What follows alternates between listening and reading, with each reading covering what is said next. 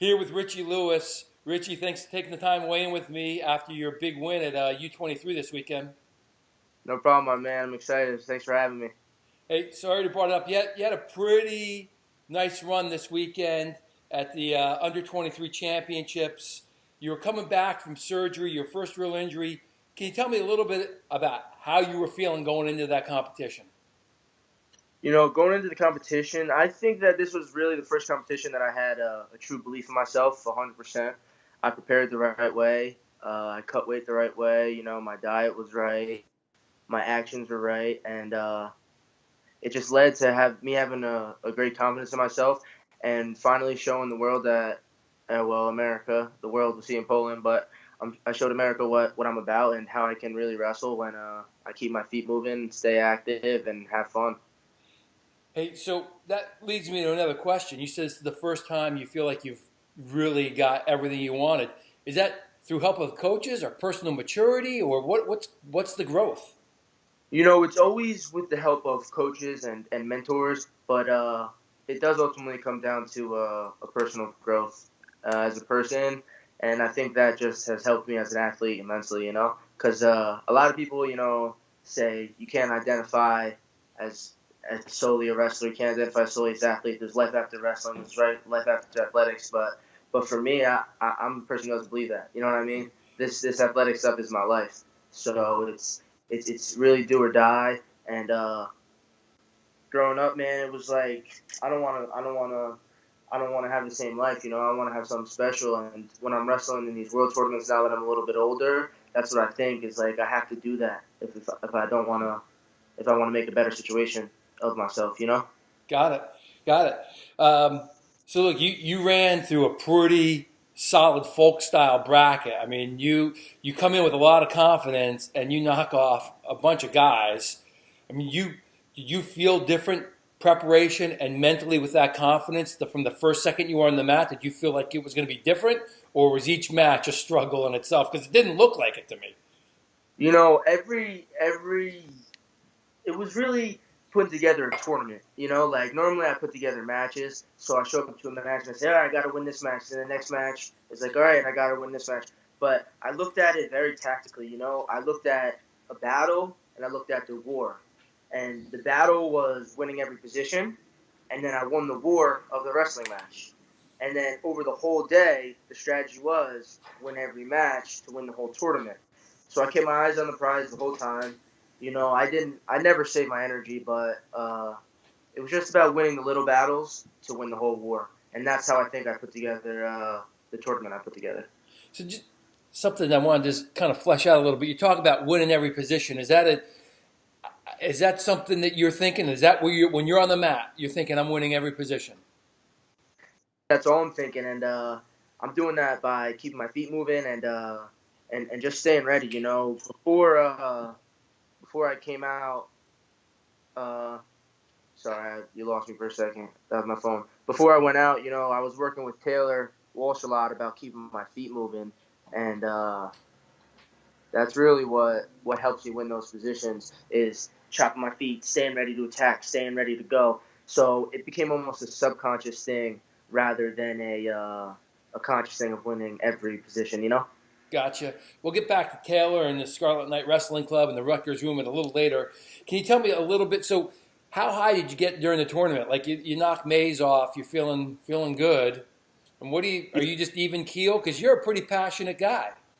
Yeah, I'm very passionate, but this tournament I felt very indifferent. I didn't feel any emotions towards any particular wins because you can't. You had to string together a tournament. I let a little bit out. When I won the whole thing, I pointed to SKWC on my chest and my name on the back, Lewis. I think it's a great honor, to represent this country, but more importantly, representing myself and my family and my last name is what's ultimately important to me. And I just take pride in that. I love wrestling the Rutgers singlet, but wrestling with Lewis on my back is nothing like it. It's hard to lose. Right. Really.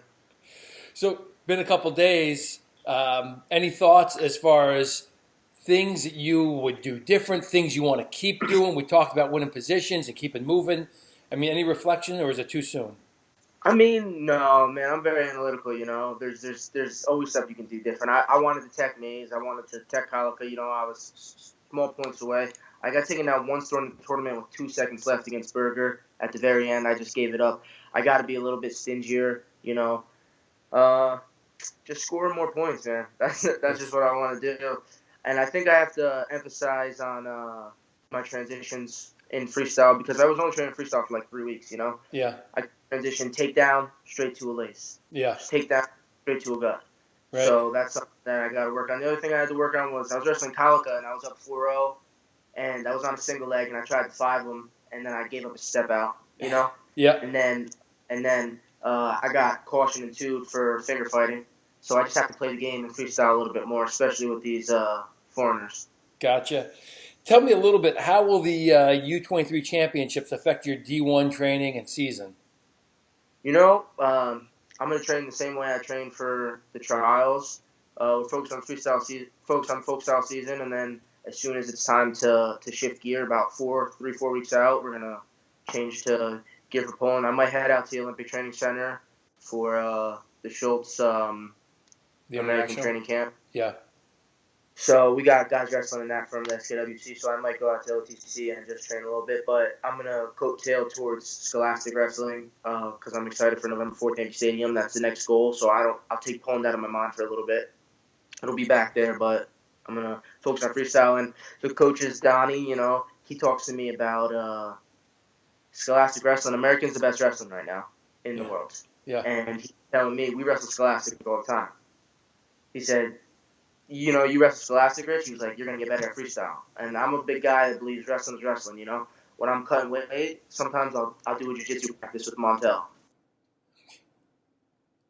You know what I mean? Yep. And we won't even practice wrestling. I have 1 or 2 wrestling practices the week leading up to tournament because I'm cutting weight. You know what I mean? Yeah. It's about staying fresh and stuff. So when are the championships in Poland? November 21st to 26th is competition. I leave on the 20th. So you're going to be wrestling against Maryland, Yankee Stadium. Yeah, and then we got UVA and Yep. Oklahoma November 11th.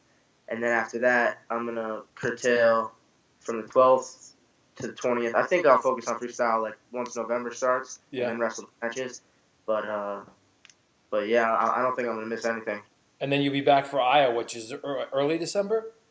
Yeah, December 8th. December 8th. All right. Busy season, my man. Busy. Yeah. It's got to be awesome. It's your senior season.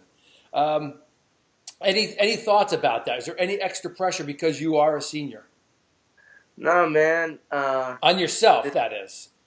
There's no pressure because this is just the beginning, Like I just really got my first. I've always been good, but I just got my first real accolade that I've won. So rather than look at it my senior season to an end, I'm the young guy in the freestyle scene now. You know what I mean? Yep. I'm gonna be the young guy on the UFC scene, on the MMA scene. So like, there's no pressure. I want to do this. I want to keep competing. Into my 30s. So I still feel like I'm young, and this is just my last season in NCAA wrestling. So last time we talked last year, your arm was in a sling, and we were talking about being UFC, and does this kind of win make you think you're going to stick around the senior level a little longer before you go into MMA or not? Yeah, man. I mean, I do have some plans, and a lot of guys are wrestlers and like they can't fight, or some guys are scrappers and like they're above average at wrestling, but they're really good at fighting. And I think my style really curtails to both. So I might dip and dabble in both at the same time. Okay. I have a goal to be the first world champion in wrestling and MMA at the same time. Okay. I like it. Have you talked to Aaron Pico about MMA at all? No, he's a California cat, so we don't discuss much. Okay. All right. I do. He was getting trained by this guy though, Nick Curzon at Speed of Sport, who is he's a genius, man. He does. He trains Lyoto Machida, Rafael Dos Anjos, and he does like not specifically boxing, not specifically wrestling, but it's like ATP training and it just like lifting and stuff. And I think I might head out there for a little bit after the season. Gotcha. Hey, just going back to your injury and surgery, I know Look, I was an old athlete, but I've talked to a lot of guys. Like coming back, there can be moments of doubt and dark spots. I mean, do you have that ever go through your mind? And if yes, how'd you get through it? Man, I did go through some dark times. When I first got the surgery, I was like, oh, I'm gonna be back, no problem. Like, you know what I mean? I'm like, this is just another thing that I deal with. And then like, man, 4 months into my surgery, out of my surgery, I still didn't have my range of motion back. Yeah. Like I couldn't lift my arm past here, and here I couldn't lift it up at all. And this one is 90 degree, could throw it in a circle, and then 4.5 months that I didn't really get better, and I was getting real nervous. I was like, man, like what if I could never wrestle again? And those thoughts go through your brain, and it's not something that you can really suppress because you're dealing with it every day. Yeah. And basically, I just put my trust in my doctor, Dr. Dehan. I knew him since I was a little kid. I used to go to his house and train at Blair. And he said, Rich, you just got to trust me. You just got to trust me. And talk to my coaches and say you just have to trust the process. But I could tell everyone's a little bit nervous. You know what I mean? Yeah. And that made me feel a little bit uneasy. Right. But I knew that I just had to keep pushing through rehab, keep pushing through therapy, and I was gonna be fine. And I think that belief mindset is really what has helped me Gotcha. get through the injury. Any of your teammates that have an impact on that, or is it just you, your family, and your doctors? I rely on my teammates and my coaches a lot, but this was really me and my family. Yeah. Okay. My mother helped me out a lot. Nice. Talked about it earlier. The Rutgers room. I mean, you already Donnie Pritzloff. You have Taylor Walsh. The Scarlet Knight Wrestling Club. You got JDJ. You also added Nick Suriano. You got Reese Humphrey coming in. Can you tell me a little bit about, working out? How you see this program going, and you're going through your career at Rutgers as it's going from, I don't want to say not a doormat, but let's just say it's the bottom part of the Big Ten to you guys are bringing it. Yeah, man, it's a process. We all bought into Goodale's vision, and that's really part of it. And I think this group, Donnie's been here for 4 years now. I think so. I was part of Donnie's first real recruiting class. He came in, and then he had a year here to recruit guys, and I was part of that first class. And now that class is becoming older. Yep.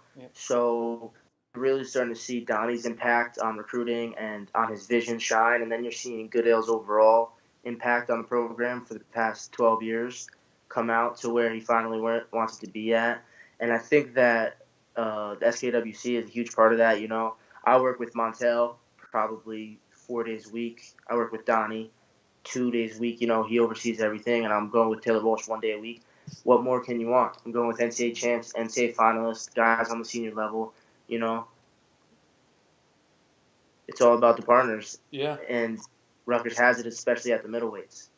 Sometimes I won't even wrestle with guys in college through a whole week. Right. I won't go with my teammates. It's kind of crazy, and it's a good experience, though, because I'm learning a lot. So practice is harder, obviously. You're learning a lot. Do you ever just get bummed out about, working with these guys? Have to psych yourself back up to get, these guys are going to bring it. Yeah, man. The only person that really could do that to me is probably Donnie. Yeah. I'll tell you a funny story. We were at the trials, right? And I just weighed in. We went to go work out, and I'm normally firing, but after weighing, you're not gonna be firing like normal. And I'm wrestling with Donnie, and I'm like, it doesn't feel right, I don't feel right now. And I'm telling him I'm a little bit off, and he says, Rich, you want me to go live with you, see if you can take me down? And I said, no, that's not what I want. I was like, I feel fine, coach. I feel fine. So he's really the guy that could do that to me, Right. Now, hey, in the room, can you get back points on Donnie? Back points, I don't know. Okay. I'll sneak in a takedown. Sometimes we won't even touch each other's legs for 30 minutes. We'll just go hard hand fight. Okay. And that's how I go, man. He's getting a little bit older. I'm sure he's getting a little sore pretty soon. Anyway, I'll leave it alone. Donnie's whatever he loses, whatever he strength, he gains in wisdom. Wait, say that again? Whatever he loses in strength, he gains in In wisdom. wisdom? Yeah. Well, that's the good Yep. thing about getting old, hopefully. Older. Hey, so you guys had a lot of attention this summer from the Soriano transfer to just your recent win here, the team you guys are having. Um, Flo was out there doing a thing. I mean, the vibe changed in the room with the national media attention. It's changed, yeah. I mean, we're dirty Jersey guys, man. We don't care about attention. We don't care about that. We like getting after it. We like scrapping. We like fighting. You know, the attention will come, and we knew that. It just took fire starter Parati, Ashton. You know, and every year the hype builds, hype builds. Turn. Yeah, I got you. Boom. And every year hype builds, and now it's finally starting to pay off. You know, and like when I was at the trials, and even Flow Wrestling came, everyone's talking about, oh, Rutgers is you guys are finally getting there, finally getting on the map, blah blah blah. In my head, we've been here for 3-4 years. You know what I mean? Now that the media is starting to catch attention, it's a different story. But in our heads, we've been here, man. You know, Me too. Now we're ready to take over. You know, and start something special. Nice. I want to go to something. If you don't want to talk about it, you don't have to. But you're one of the few guys out there who really lets it go on social media. Can you Yeah. tell? I appreciate that because so many athletes are scripted. Tell me a little bit about your thoughts about social media. You know, I just like to be myself. I like to be authentic, and that's part of who I am. You know, and like I was saying, like not only am I a wrestler, but like I want to be a fighter. You know, I love talking shit. That's what I do. I talk shit. I back it up, and then I talk more shit. You know, and I think also Conor McGregor is one of my idols, man, and he really he puts stuff out there and he makes it happen, and I do believe in that too. So I like putting my thoughts out there because it also makes me more accountable for myself. I Totally. can't talk. I can't talk if and then not back it up and look dumb. You know what I mean? Yeah. At the very So least, if you're talking about it and then someone sees you not working towards that, yep. right? All right, I like it. Keep it up. Talking about what you're doing. How do you see this season unfolding for you? You know, the season unfolding. I'd say I would just becoming the best Richard Lewis I can be. That's really how I see it unfolding, and how it ends is how it ends. You know, I'm not too attached to any certain outcome. I'm more attached to the adventure, and I'm more attached to the journey. I'm more attached to the process. You know, you ever heard of Eric Thompson? Yep. The guy, the speaker. He says, you know, a lion doesn't just enjoy eating food.